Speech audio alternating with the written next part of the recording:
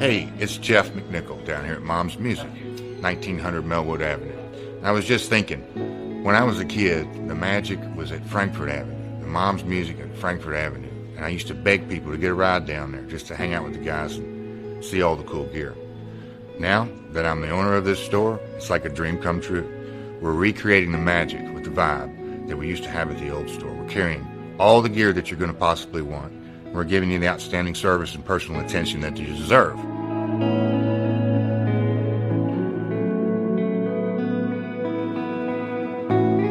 Yeah, so we've got the great guitar shop here. We're carrying USA Fender, USA Gibson, Paul Reed Smith, Gretsch, Jackson, Charvel, anything you could possibly want, we're going to have it for you. Mom's is and always will be Louisville's music store.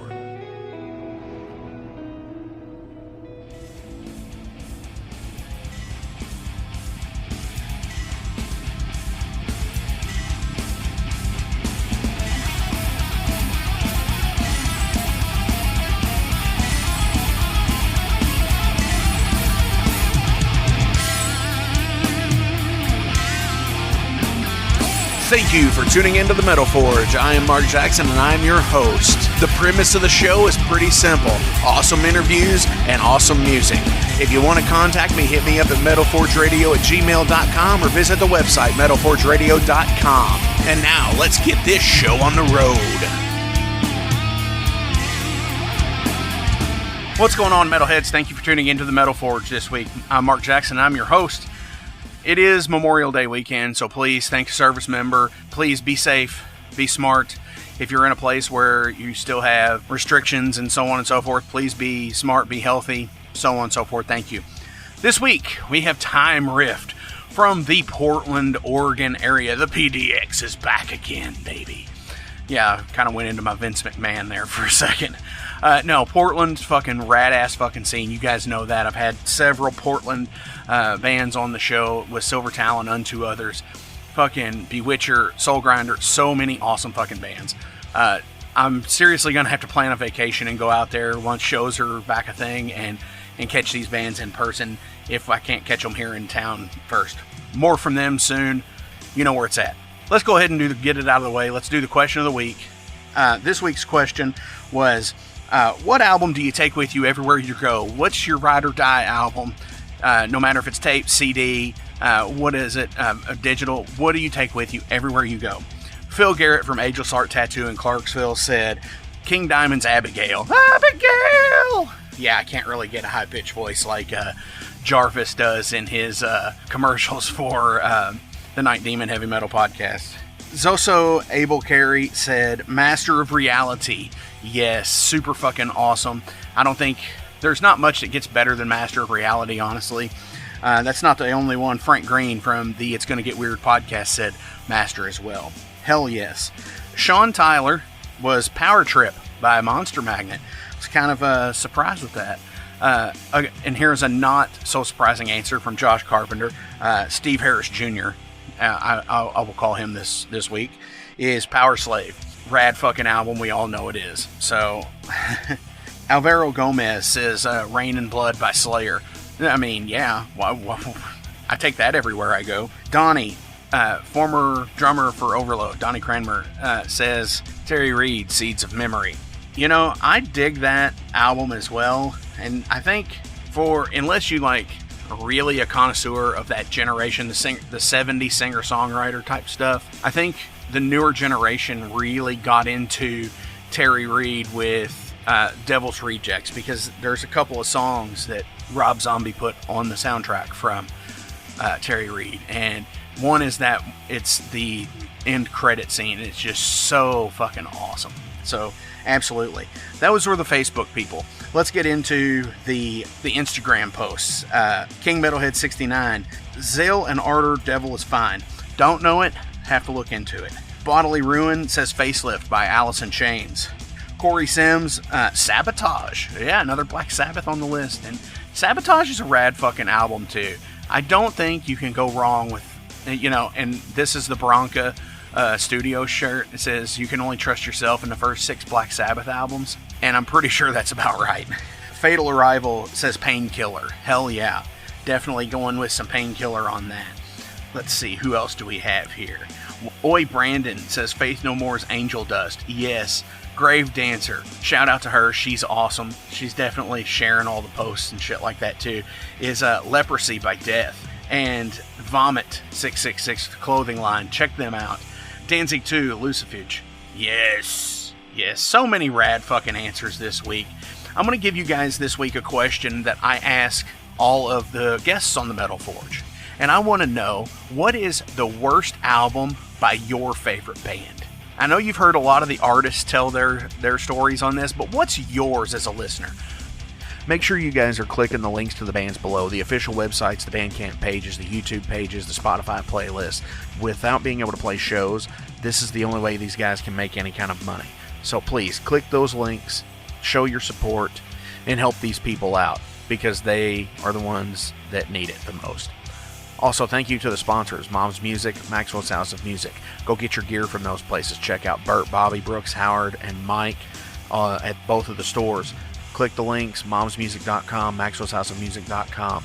I also want to say, anywhere you can get this podcast, you can get the Wrestling Steve Show, the It's Gonna Get Weird podcast, and the Night Demon Heavy Metal podcast. So please, after you're done listening to this show, listen to these people as well. They have great content. Super fucking rad people. Check them out. Also, Better Days Records. If you're in the Louisville, Kentucky area, or, you can click below. They have a Discogs page for some really cool, rare shit you can find. So, check out Better Days Records. So, let's open up a time rift here. I'm going to take an excerpt from the album Eternal Rock that says, Eternal Rock is dedicated to the wild and free maniacs across the world. Those who raise an angry fist in the face of modernity and love each other and themselves with free will. Brothers and sisters, this is the revolution. From Time Rift, Better Than Life.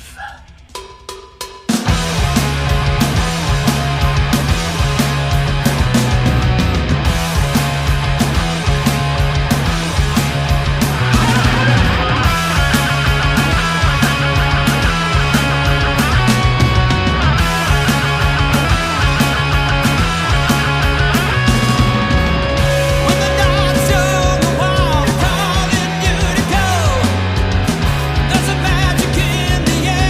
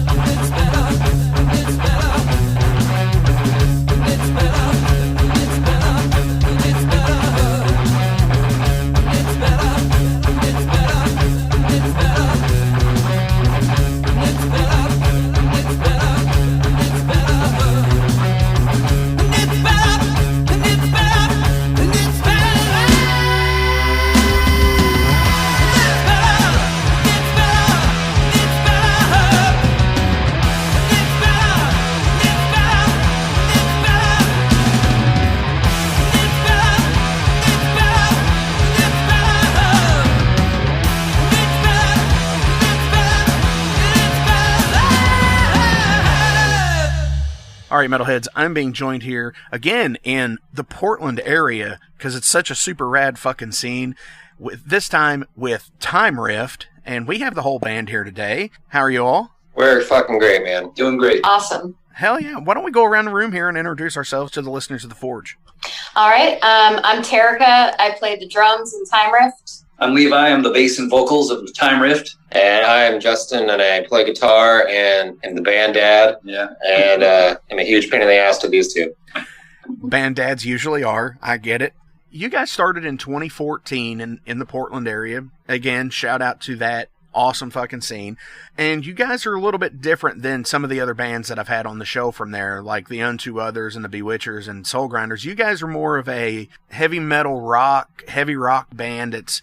But you did a cover of Hawkwind, which lends to the space rock feel.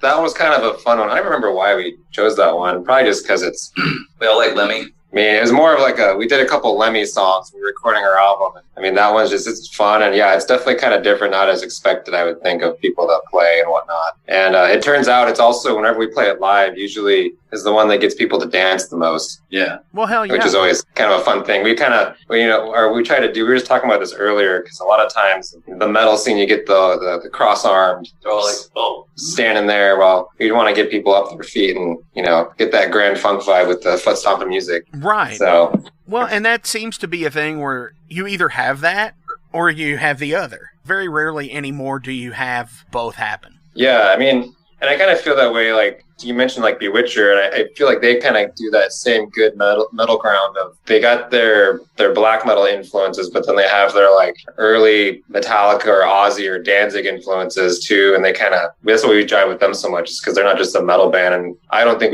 we don't consider ourselves a metal band per se, but we just ride that middle line of, we're not some retro rock band, right? Because we're obviously, we want to push boundaries as what we can, but at the end of the day, it's all about writing a good riff and a good beat and all that kind of stuff. Well, for sure. And so back in March of 2020, you all released Eternal Rock. Tell me about that.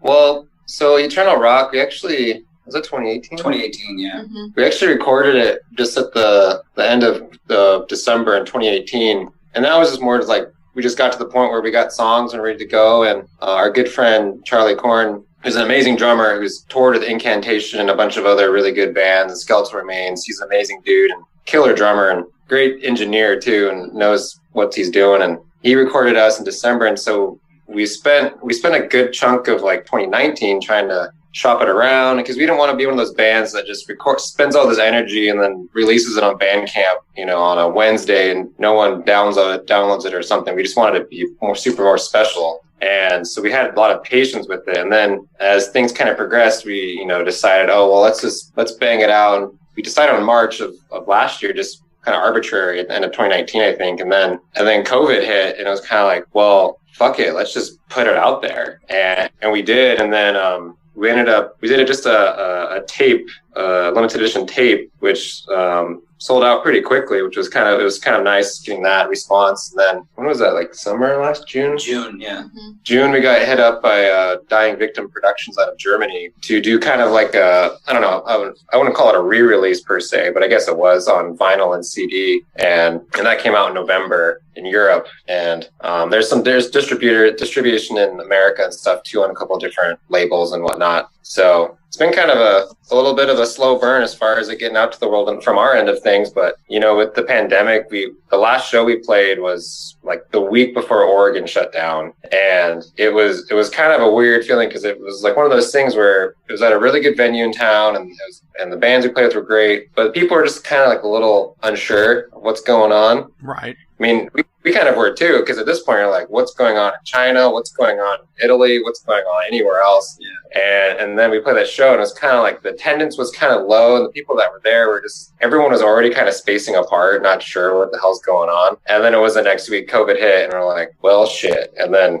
I don't know. Yeah. It's been an interesting year, to say the least, but we feel very fortunate to have people still supporting us. Obviously, it's basically just through the internet. because we're not like going on a tour or anything and selling records and shirts and stuff. It's just been strictly online, except for, you know, the few gigs we've done here locally. The support's been really good, and, you know, yeah, the timing, it's very surreal, which I'm sure a lot of people feel that way. But definitely, it's been the craziest year I've ever seen for bands that have released so much material. Some bands have released multiple EPs over the last year. Some of them have released an album and an EP.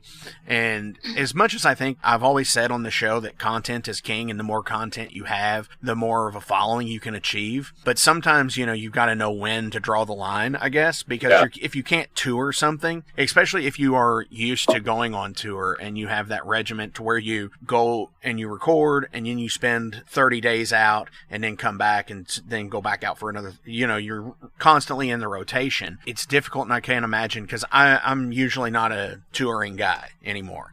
But it's like, I couldn't imagine what it would be like for those bands like, you know, Bewitcher and I guess you guys as well that have not been able to go on tour. Yeah, it's been it's interesting you mentioned that, because even some of my favorite bigger bands decided to postpone releases or something like that. And part of me is like, I get it, but then there's other bands. I mean, say again, talk about Bewitcher, they just released theirs last month, and then or some of the other bigger European bands decided to say, screw it, we're going to release our album anyway. And I almost feel the response was better for those bands, just because it's like, I think people are so starved for something, right? You know, and everything's on hold, you know, whether it's going out to see your grandma or going out to a restaurant, that's on hold. But then to let your music be on hold too is kind of like, oh man. Yeah. And TV was on hold because they couldn't film anything. Right. Yeah, sports, everything is on hold. And then, you know, the one thing I feel like as a metalhead, it's like, you're already kind of the one that's on the outside of society, so to speak. And then the one thing that keeps you sane, you know, you want to go see your favorite band or listen to the new record or something. And to not be able to do that is just kind of weird. But yeah, I can't imagine. Like, we had like our friends in Unto Others, their drummer Collins, like, he's literally my neighbor, he lives down the street. And I was texting him, and I was like, they're almost to Salt Lake, and it was like that next day the tour got canceled. And I was like, man, like they're like, we're not sure what we're gonna do. We're gonna try to do this, do that, and then it's like, oh yeah, the Decibel Music Tour just got canned. Yeah. And it's like not the day before it started. It's like, fuck. Like, we feel kind of fortunate that we didn't really have anything big and planned per se. We had some plans. We were supposed to do a tour with Charger from Oakland, and that was kind of weird too, just because I think it got postponed from like April, then it was going to be July, and then all of a sudden July turned into not happening, and then next thing we know, it's 2021, and right, and here we are. It's really bad as well to see like so many of my friends that, you know, have either been on the show or friends on Facebook, and you follow their band for so long, and they were overseas when stuff was happening. Yeah, people who were selling their gear overseas that they had to get $2,000 plane tickets to come home. It's unfortunate for a lot of those people, but you know, now that things are starting to get better and starting to get more back to the quote normal. You guys played a show this past Friday outside, of course. How did that go? Yeah, it was great. It was so fun. Yeah. Yeah, it's we're technically reporting from Milwaukee, Oregon. That's where I live, right at my house right now. It's just a few miles south of Portland, and the Milwaukee Arts Commission decided last year to do a thing called Porch Fest, and the premise is that anyone can sign up for it just to engage the neighborhood and the communities. So you get everyone from Joe Blow over here with his acoustic guitar, there's a cellist over here, and then our friends run a performance theater, and they're like, hey, do you guys want to play our parking lot? Free show, and there's plenty of room for people to be spaced and distanced, and we're going to sell beer inside because we have our license.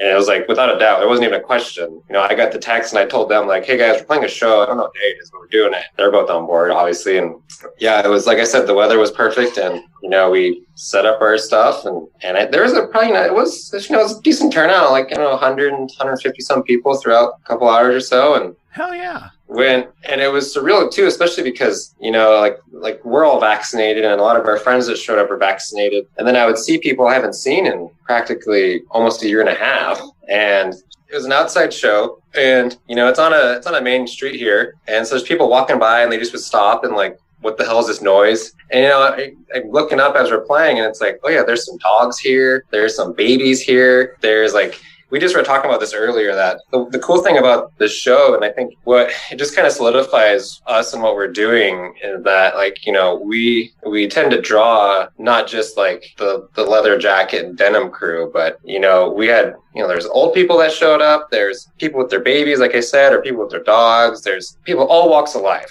Right. Come to our show. And to me, I always, you know, obviously you can look back on old shows from, you know, 70s and 80s, and, you know, you look at like California Jam footage of Sabbath playing in front of a giant rainbow, and you look at a sea of people, and it's like everybody under the sun is there. Right. They're not just all like headbangers or whatever. It's like that was a thing to do. And I kind of get in that feeling and that vibe of just the openness of, I think part of it's people yearning to get outside and do something. But the fact that we're the background, we're the backdrop to that, to me is like, I think it's really cool. Yeah. And you know, we have a lot of really good close friends that just kind of spread the net of everyone's inviting somebody, and then all of a sudden at the end of the day you're just got a full parking lot of people. And you know, we played a few covers and stuff, but at the end of the day, like, they're hearing our tunes. Yeah, you know? definitely. You bring up California Jam with Sabbath and everything, and it always seemed to me, seeing that footage from that show, it makes the Sabbath tunes a little less evil sounding when they're playing under that backdrop. Yeah. You know, especially with the big old rainbow, and Bill right. Ward had flowers all over his drum set. One where Tony had the cape, right? Yeah, Tony Iommi has a cape like Superman. I think he didn't have a mustache. Yeah, total. Like, I think that's when they were transitioning from smoking weed to doing cocaine or something. Yeah, because everything's really fast. Yeah. I mean, when they do Children of the Grave, and Ozzy's doing... It's like lightning fast. It's lightning fast, and Ozzy's got a giant smile on his face. Yeah. Yeah, I think that's definitely around Volume 4, Sabbath Bloody Sabbath era for them. I think it's a precursor to what they're about to become with like Technical Ecstasy and Never Say Die. Yeah, you can get that vibe for sure. And it's also, I think that's the Burn era Deep Purple show too. And, yeah, it was, Yeah.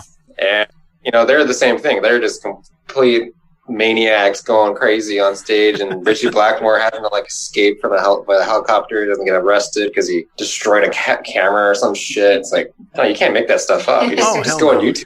There's all these big festival shows that are out today all over the world. You know, you've got more of the independent stuff in like Germany, where like Keep It True. Then you've got like the bigger shows like Bloodstock in the United Kingdom, Download Fest, you know, which used to be the Donington stuff. In America, you know, you've got like the Louder Than Lives of Rockville, Aftershock, those shows. It almost seems like today, in like this day and age, you don't have shows like California Jam anymore. Or you don't have shows like the Live Aid show, like, because they were Sabbath when they reunited for that were badass as well. Yeah, I feel like it's I don't know what it speaks to exactly, but I feel like a lot of it just things get a little too catered. It's a little too like you can pick and pull what you want and put it right here, and the diversity is a little lacking in a lot of that stuff. I mean, I remember there used to be a radio station here. It's gone now, but it was like the hard rock metal station in the 90s and 2000s called KUFO, and they did a rock fest. And I remember that was like the first festival I ever went to, and I was like 14 or 13 or something, and it was great. I mean, I think it was during the era of like Lamb of God headlined or something like that. Whatever. Oh wow, yeah. But it was still so cool for me because being able to go to something like that, and the lineup was just obscure bands and then big bands. And I feel like a lot of stuff now, it's like, I don't know, like how many shows should like Deep Purple keep headlining or something because of her, or I don't know, like Five Finger Death Punch crap. It's like, no, it's kind of kills the buzz. And then I don't know, or like, I don't know, it's kind of hard to say, but like, you know, especially in Germany, that's definitely like on our radar once COVID kind of relaxes its, you know, stranglehold on everything. Just I feel like, you know, we've had go back to Bewitcher, like their German tour was really successful, and we obviously our label's based there too now, and you know, I feel like they kind of know what's up with heavy metal and rock and roll more than Americans do. I think that's been a thing always. Yeah, I feel like it's always been that way. Definitely, because and I say always because it goes back to the 70s and the 80s with Motorhead and Metallica and all of those bands, Saxon, it goes back to those guys also, not just now, which is, we get to reap that benefit being musicians now because, as I've said, Portland is such a hotbed for awesome bands coming out. I think Germany is the ultimate destination for most of those bands to get to. Yeah, for sure. And Portland's an interesting spot because to speak to the diversity of music, it's kind of crazy to think about all the different bands that are here. It's not just like it's one style of anything. It's a bunch of different things. Yeah, which makes it's kind of exciting, but it's also kind of tricky to navigate, especially for a band like us, because we've always felt like we don't really fit into any mold per se. It's like we're not an extreme metal band, but then we're not gonna, we're not some, dad rock band or something like that. Right.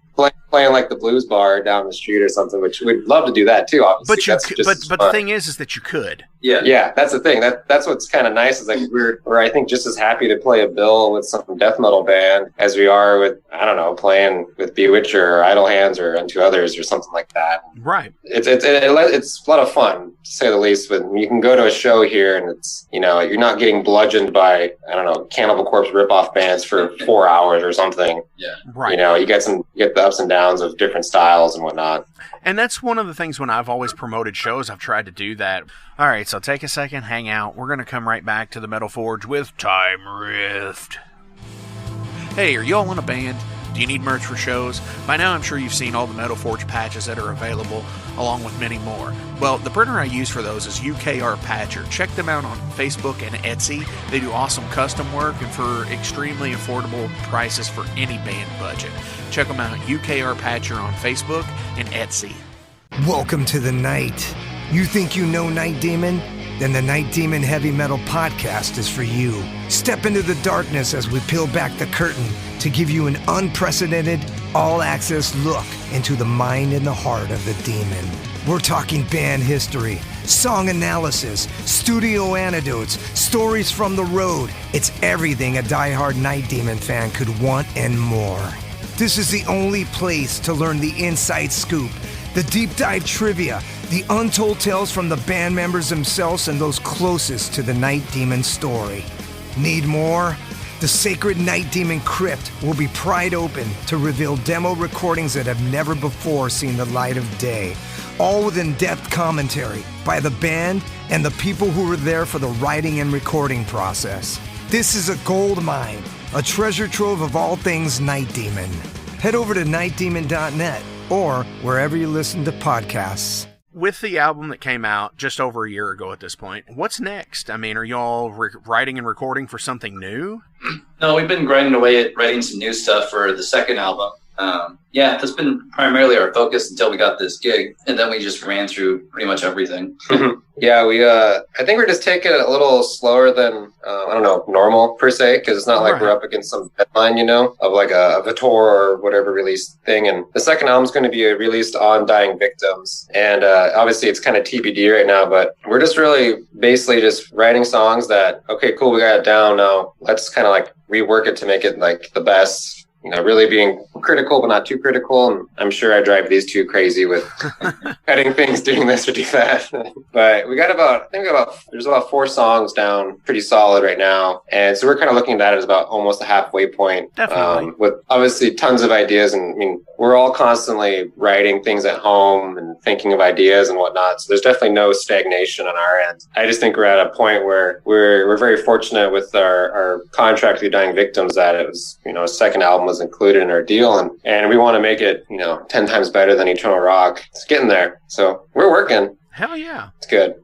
Definitely. You did sit there and you said something in that I want to point out, and that was you all write at home also and then bring stuff in. So is that usually the dynamic with the band, is that you jam stuff out at home and then bring it in and do it, or do you also do the big jam sessions at practice, or how do you all usually do that? Yeah, I feel like it's pretty collaborative, where we generally bring riff ideas, or Justin and I will like work on stuff together and bring it in, be like, okay, this is what we're thinking, then we'll run it by Terrica, just kind of jam it out and see how it goes. Sometimes we'll just, jam in the space and stuff comes out. But But yeah, mostly it'll be like, someone like Justin will bring a riff in and, we'll just play around with it and construct a song around it. Yeah, and it kind of works. We all work really well together. Levi and I have been in bands together for going on 10 years now. Yeah.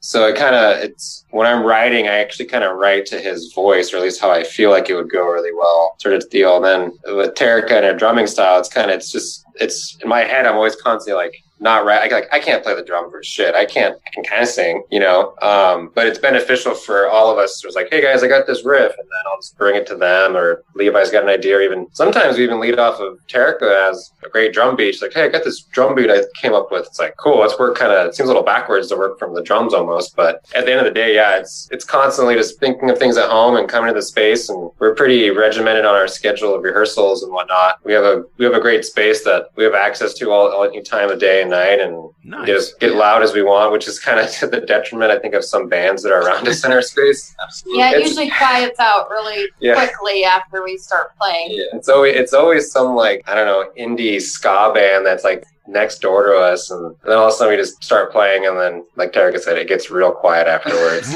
Which is, I'm fine with that because I don't want to listen to them. I just really don't want to listen to them. So I'm not complaining. Last week I had Poison Speed on the show, and they were talking about their practice space being the same way, where you could hear the other bands in the room beside them, and they're trying to record albums and shit in there. And so it's like, as soon as they would hit record, the band would start playing next door, and they'd go next door and be like, hey guys, we're trying to record. And the guy was like, oh, well, you're not going to be bothering us. Yeah. Oops. And it was such a thing. It was like, bringing back anxiety from my day of doing that like 10 years ago in our practice space. It's kind of funny how that works out. And I'm pretty sure we haven't settled on where we're going to record the next album, but it most likely be at the same spot where we did the first one, which is a cool recording studio in town called Toad House. It's like, I think like Red Fang and bands like that record there, and just got really good vibes, and definitely the sound is really awesome, and it's easy to get to for us because it's it's like down the street from where Terrica lives. And but yeah, the practice space thing's kind of funny, and it's, I don't know, it's kind of is what it is at the end of the day. It's like, right, we're gonna not turn down. Yeah. No, and it's the thing of everybody's in there for the same reason. Everybody's there to practice, and it does get kind of bad sometimes, especially if you have a set Tuesday, Thursday, Sunday routine. Yeah. And somebody else picks up on that same thing, and they're like, "Oh, well, that sounds like a good day to do this too." And then we actually a year or so ago, we actually switched a day because there's one band that literally was right next to us, and they were some like heavy whatever band, and it was like everything would just rattle in our space because the bassist like tuned to like Z or something and had like his cabs were probably like the room. And it was just like, man, like we got to switch to like Tuesday because Monday fucking sucks, man. Right. But it's actually interesting on that note, just because with the pandemic, that I feel like half the bands are gone. We have a big like warehouse space where we're at, different rooms and whatnot. I don't know if it's not. I don't think it's a good thing per se, but it is kind of interesting. We've always talked about like coming out of this, when venues do open back up and all that kind of stuff of like who's still got their chops up, or who's even still a band. Right. And that's the weird thing about it, because the same thing in our space, years ago, was somebody would get fired from a band and you wouldn't see them for so long, and then they'd join another band in the same warehouse space. Not the same room, but 2 or 3 rooms down.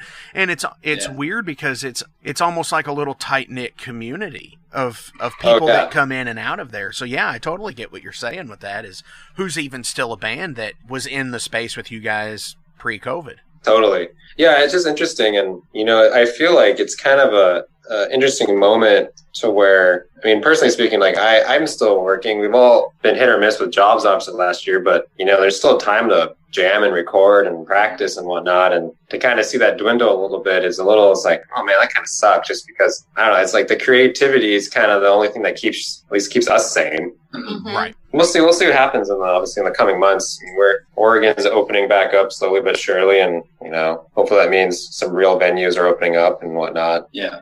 Hell yeah, absolutely. More inside shows, for sure. Yeah, I mean, I never thought I would miss a bad sound guy yelling at me to turn down or something.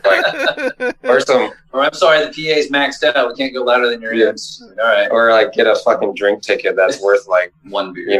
A tall boy pass or something. Oh yeah. $2. Little things like that. Yeah. Drink tickets. I love them because I usually am not a drinker anymore. Yeah. And it's like that's almost as the equivalent to me as being paid in exposure. Yeah. Right.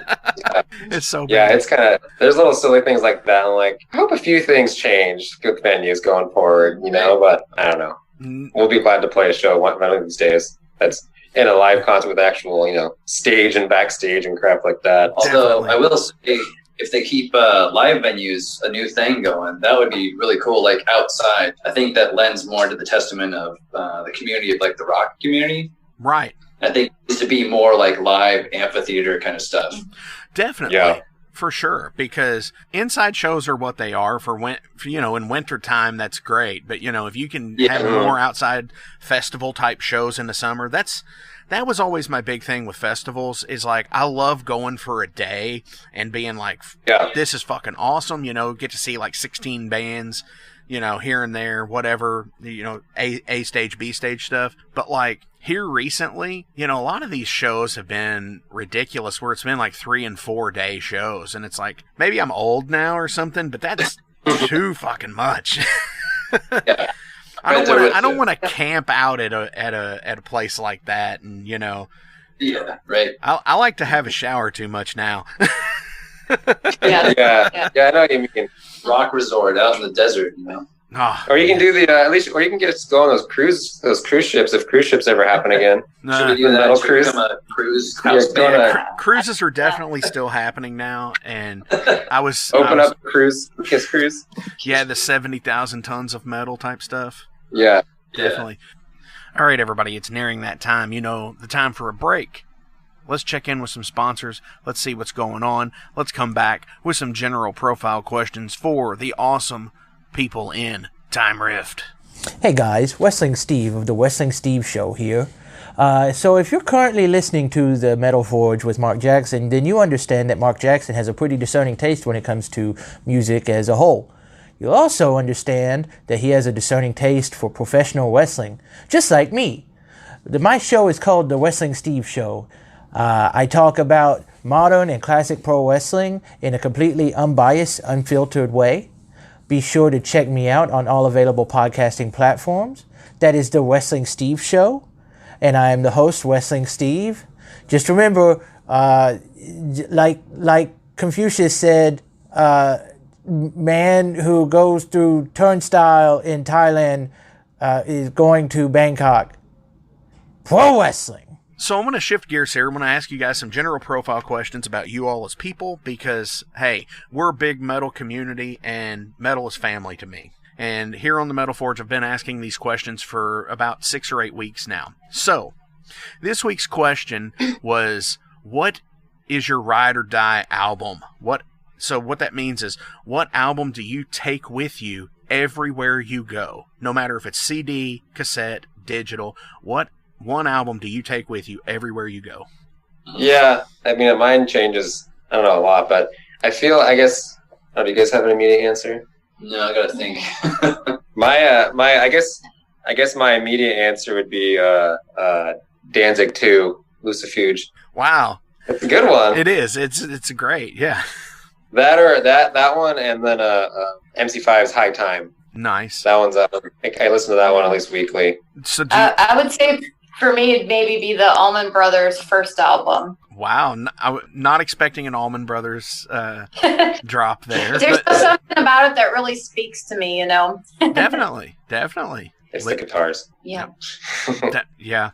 What you got, Levi? I think mine would be Iggy Pop's Brick by Brick album from 1990. Nice.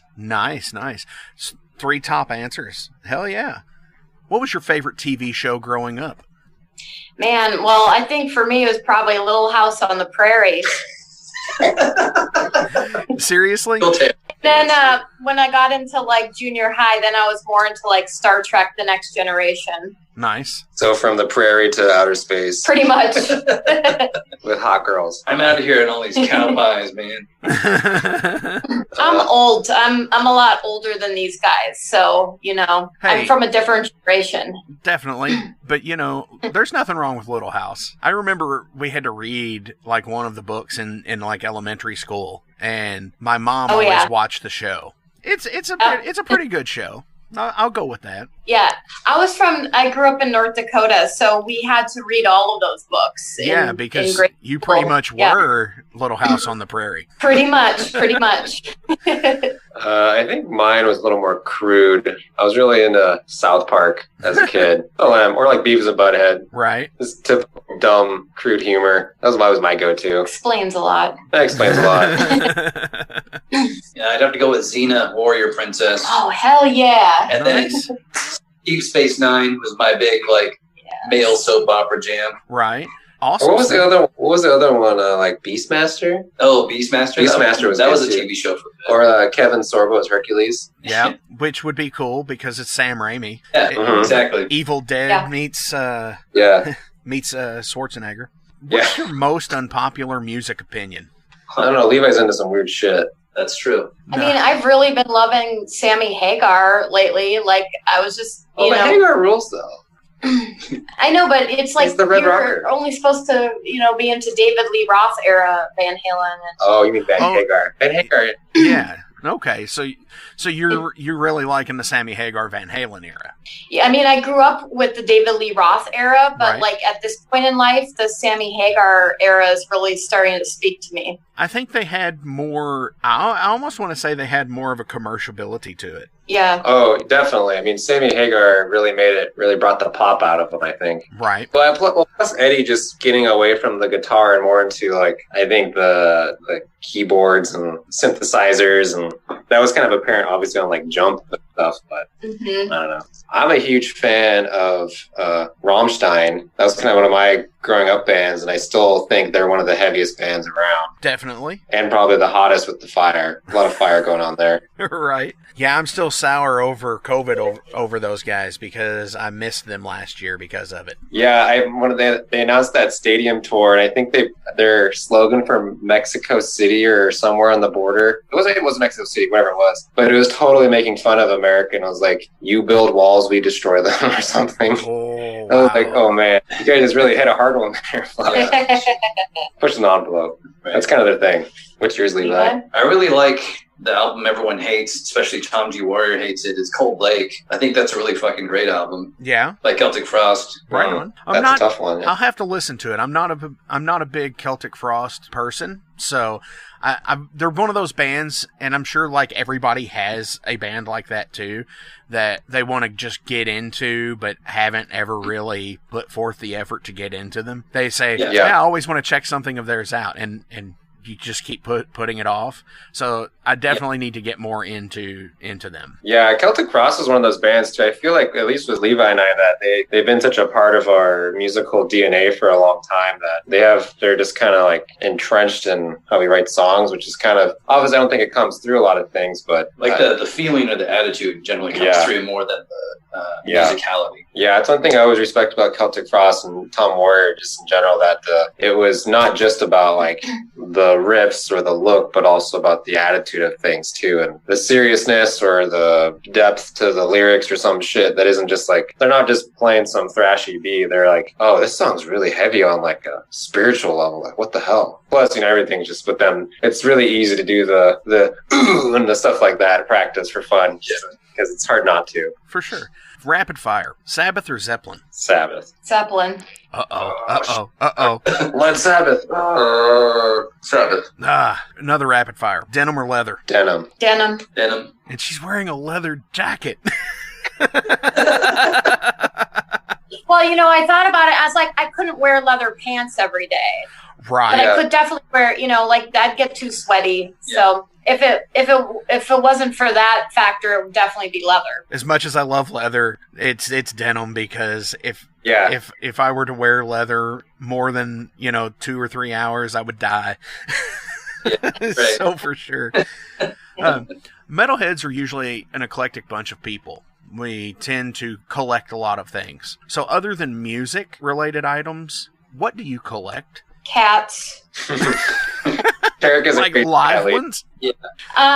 Live cats. Yeah. I mean, I've got a limit to how many cats I can bring in the house now, but like I feed feral cats off my porch, and then more cats keep showing up, and then they get injured, so then I have to like take them inside and care for them. And I actually was doing a lot of cat fostering for a while, and realized that I couldn't keep the cats that I was fostering, that was considered a foster fail. So I'm trying to keep it in check, but yeah, understandable. Cats are the thing. At least you did. When I said live cats, you didn't say no dead ones. Yeah. I mean, I do have like a little pet cemetery in my backyard, which I found out if you're on a first date and you're, hanging out in your backyard, don't tell the person that you're on a date with that they're, sitting right next to your pet cemetery, because they get kind of weirded out by it. Hey, if they get weirded out by it, they're not the one. Yeah, exactly. Right, exactly. Trying to think what I collect. I have a lot of books. I kind of get obsessive, like, is with my albums and stuff, and want to I definitely would say I have a lot of Ray Bradbury and Robert E. Howard books. Howard books are hard to come by, so I try to, whenever I'm at somewhere, I always try to find the old Frank Frazetta covers and stuff like that. Oh, hell yeah. I'm kind of a book nerd, I guess, and that stuff. No, I get that. I'm a huge Frazetta fan, so. Yeah. Lots of books that are more spiritual or like esoteric stuff. It's like a bunch of books on the tarot, sun lore of the ages, Manly P. Hall's Secret Teachings of All Ages, just kind of stuff like that. A lot of fiction books I need to go through and declutter because I got way too many. I'm going to read those. Just haven't gotten to them. They've been sitting there for like 10 years. Right. It's just like the Celtic Frost thing. One of these days I'm going to do it. One of the other things is I just collect random instruments that I want to get better at or learn. Oh yes, I relate to that. I have a mandolin, a banjo, a lap steel. Yeah, yep. Because of where I'm at, bluegrass music is a thing. So, sure. and I like it because I got that from my dad, and because he was a fan of bluegrass stuff. And yeah, so I think the only one I've actually put the most time into was the lap steel. So yeah, I totally get to collecting odd instruments. What food can you not stand? Brussels sprouts. I hate vegetables. I love vegetables. I hate Brussels sprouts. I can eat pretty much anything as long as it's not too spicy. I'm such a wuss with that. Right on. I can't think of any food I don't like. Okay. I don't eat meat, and so I think if I went somewhere and they were serving cow tongues or something like that. Yeah, I wouldn't eat that either. That would be a little much for me. Right. Cow tongue's delicious. Lengua. Ooh, yeah, give me a lengua taco. I don't want that. No, I'm with you on that. I wouldn't want it either. Ridiculous. I call it ridiculous. I know so many other cultures, it's like they utilize every part kind of thing. But yeah, which is awesome. The cow tongue thing for me is nope, can't do it myself. What's your biggest pet peeve? Justin's is probably me. Levi. I would say mine is more broad, maybe, in that a person's lack of confidence in themselves is a pet peeve to me. Just because I feel that, anyone can do what they say they want to do or can do, Right. And when they get all I don't know if I can do this thing, it's come on, just fucking do it. I don't know. It's kind of a weird pet peeve, but... No, I get that a whole lot. Absolutely. Just get out and do it. Yeah, and if you can't, that's fine. There's plenty of things I can't do. I'm not going to go skydiving anytime soon. I think probably my biggest pet peeve would just be a lack of empathy in people. Okay. That was a good follow-up one. I think my pet peeve is when I tell someone I'm going to do something and they don't think I'm going to fucking do it, and they keep nagging me, and I'm like, fuck off. Stomp you into the ground. Micromanaging? Yeah. Yeah, but I would put that one on too. Passive-aggressive micromanaging. Yeah. It's I'm just bring your neck. Right. Get away from me. Yeah. When you tell somebody that you're going to do something, that's the rough part of it right there, because then they're like, hey, did you do this? And you're like, I'm going to do it. Leave me alone. Yeah. If it's been months or something, then they should just stop asking. That's one thing. Sure. Yeah. Exactly. All right, one more time here. We're going to take a break, then we're going to come back. We're going to finish up with Justin, Terrica, and Levi from Time Rift. Stay fucking tuned, yeah. Hey, it's Mark Maxwell at Maxwell's House of Music. Listen, all this stuff is now available to purchase on our website. Check it out at maxwellshouseofmusic.com. We carry all the top brands, like Fender. We got Gibson. We also have basses. We've got ukuleles. We got drums. We've got sound gear. We've got keyboards.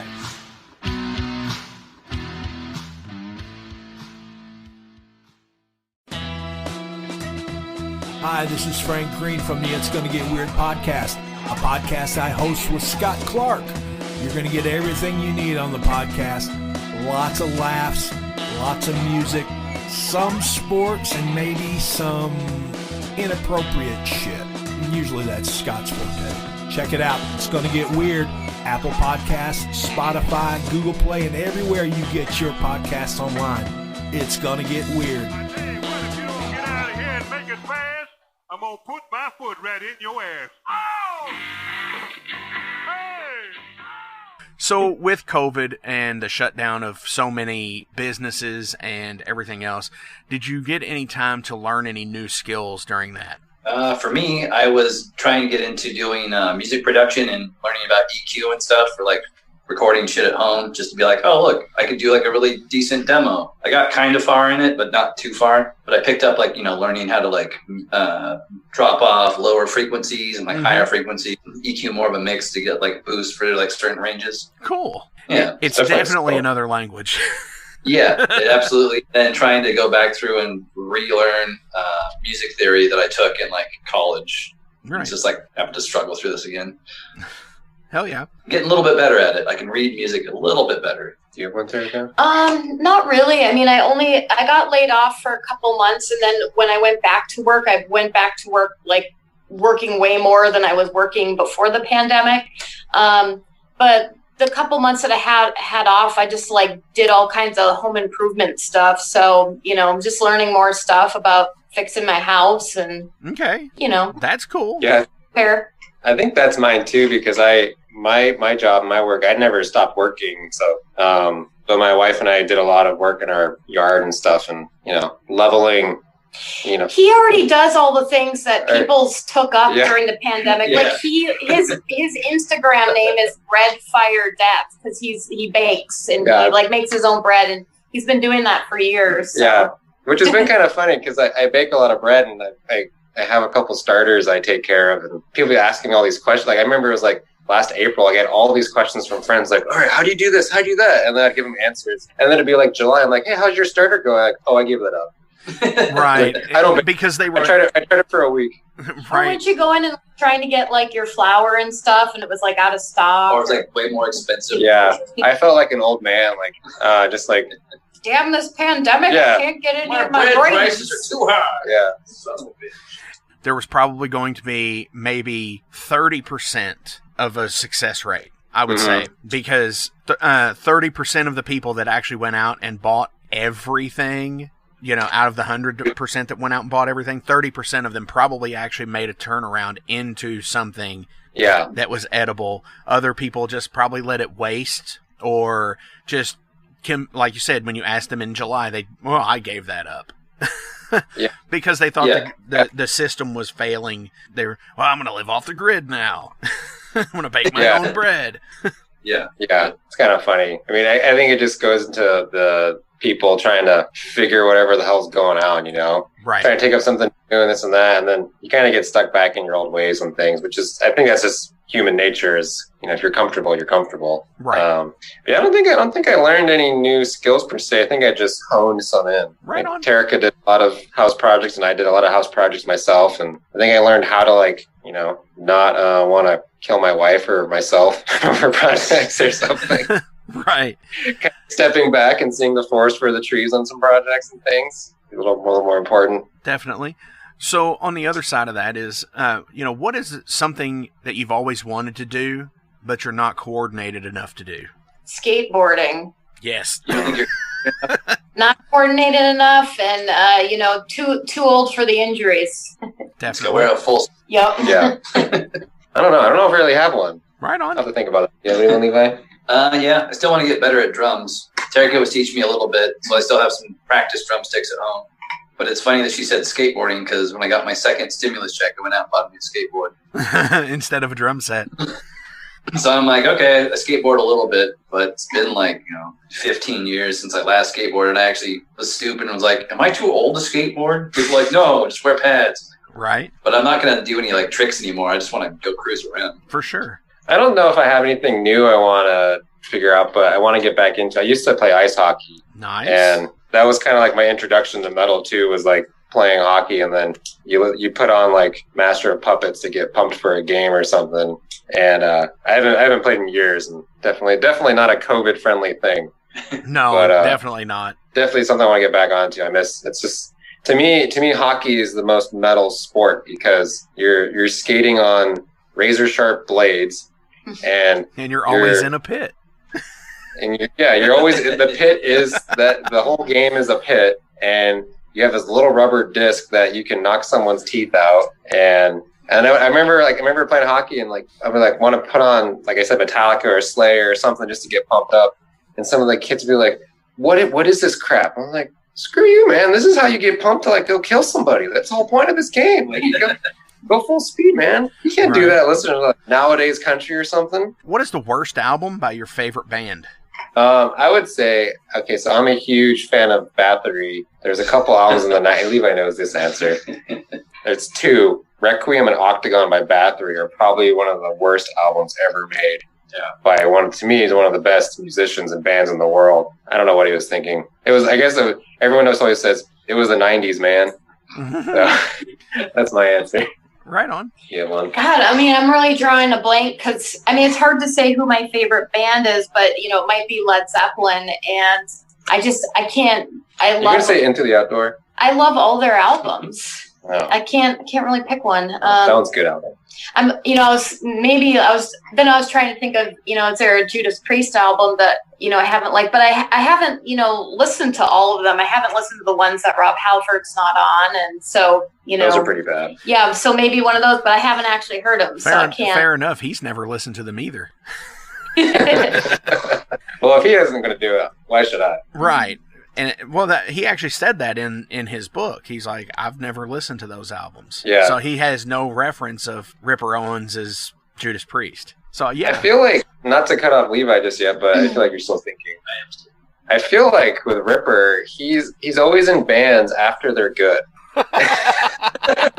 which I don't think is a knock on him at all, because I think he's a great singer, but I feel like the bands he's been in, it's like, oh, it was better before you joined. Sorry. I don't know. No, I know what you mean, though. I get that. And yeah, and I have message out to him about talking about KK's Priest and everything, and I'm just gonna go with Injustice for All. You don't like Injustice for All? I think I like it. It just bothers me because there's no bass, one, and then it just feels like a fucking slog to get through, because all the songs are so long and heavy, and after a while it just becomes a monotonous tone to me. And man, that's like my introduction to Metallica. Don't like much Metallica. It was, it's weird. He's got his inclinations. Right. Well, and I agree with you as well. That was my introduction to Metallica as well. And I think I do like the album, but the problem is, as he stated, there's no bass, and the songs are, you've got multiple songs on that album that are 7.5 minutes plus. Yeah. So, yeah, I get that. And I think if they did put the bass back in the mix, like they had talked about doing when they released the anniversary edition, I think it would have been, I don't want to say it would have been a completely different album, because obviously it would have been, but I think it would have made more sense. Yeah. That album has such an intense sound to it, just like the EQ, and it's so the compressed sound of it. But there's something about it, I heard it when it came out, which was that 88 maybe, or yeah. And so that just takes me back to, when I was 12 years old in North Dakota at that time, and it's just like the sound of that era. So even though it's such a it's normally I would never listen to something like that and be like, oh, this sounds great. Like, oh yeah. But it's just like, it's really nostalgic for me because it perfectly kind of encapsulates that time when I was growing up and, you know, first heard heavy metal, like real heavier stuff. Definitely. I think mine's just skewed because I was way into Soundgarden and Alice in Chains and like Nirvana and Black Flag back then when I heard stuff in high school. And then I heard Injustice for All. I'm like, this is pretty heavy. And then I like listened to it. I'm like, why are they so where's long? it going? Where's it going? Definitely. It's going to the Black Album. Yeah. Yes. But that's always a James fan. So like hearing Kill 'Em All, Ride the Lightning, Master of Puppets, like just shredding. And then Metallica comes out with this grinding like monolith of music. There's not really any swing in it, which it's really like... It's very industrial, strangely enough, for a Metallica album. Definitely. Rapid fire on this question. What band do you like that none of your friends like? Oh, fuck. Typo negative. I'd say Deer and Grey from Japan. Well, recently John Cougar Mellencamp really started speaking to me, and Justin gave me a lot of shit about that one. Oh, wow. He lives... That's a sign you're getting too old. He lives like 45 miles from me. Well, I guess we're visiting. Okay.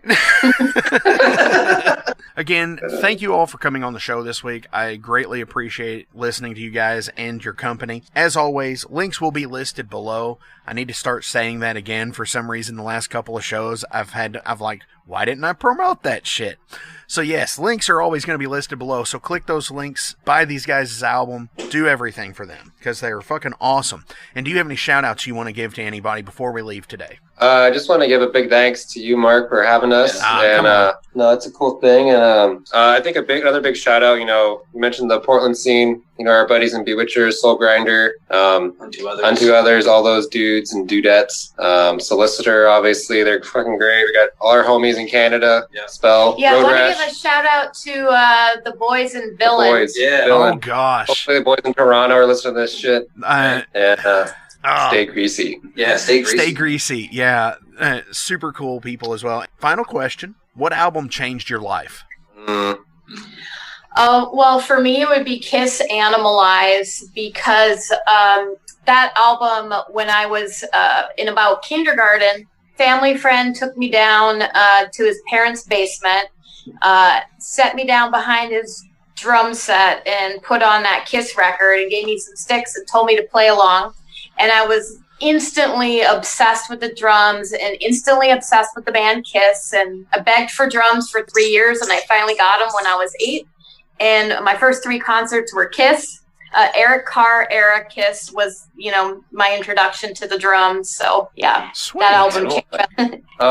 Let's see. I would say mine's more. It's the Swedish band Grand Magus, their album Iron Will, and it came out in like 2008, I think, or 7, whatever year it came out was. And we had a huge winter storm. There was like 2 feet of snow, which is very uncommon for around here. And I was stuck in my house for a week. And I just went to the record store and got that album. And that one was, it got me through that storm. So whenever I think about it, I think of the deep winter and the having an iron will to continue through it. Nice. I think Sonata Arctica's Silence album from 2001 was probably my introduction to being like, oh, this guy can sing really well. The metal in it is like incredibly fast and orchestrated like a classical composition, but it's also catchy as fuck. And that's something I've always kind of like tried to bring with me in music. Definitely. Hell yeah. Awesome. Levi, Justin, Terrica, thank you all so much for coming into Metal Forge this week. It's been super rad and fucking awesome. I've had such a good time. When touring picks back up, I'm definitely hoping you guys can make it through the Louisville, Kentucky area. We're headed your way. Or somewhere close, because I'll make the drive to see you all for sure. Oh, and, killer. Sweet. And off of Eternal Rock, what do you guys want to have played out today? I'll let Terrica pick that one. Is it everyone's song they hate? I mean, I would go for Eternal Rock because I just feel like that's the theme of right now. Like, rock will never die, and let's keep it going. Fuck yeah. Hell yeah. And there's one thing that, you know, we always like here at the Metal Forge is title tracks. So here it is. This is Eternal Rock.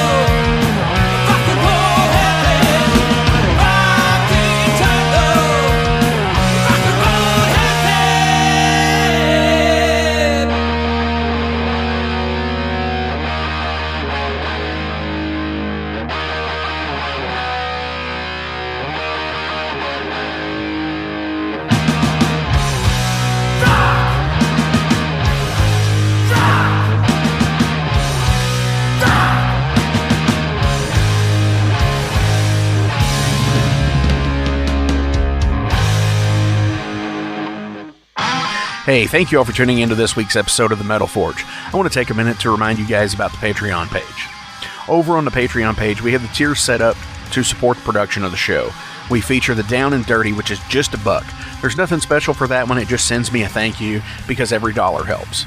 Then there's the Double Down and Dirty. Much akin to the Down and Dirty tier, everything helps produce the show in the end. You make your presence known, and I appreciate that more than you realize. Thank you for being a dedicated friend and supporter to the Metal Forge. By selecting that tier, you will receive some cool Metal Forge stickers in your mailbox. Now, we're really going to start pounding the metal madness with the Apprentice Metalhead for just $5 a month. By becoming an Apprentice Metalhead, you'll be given early access to the shows, published 24 hours before everyone else gets it.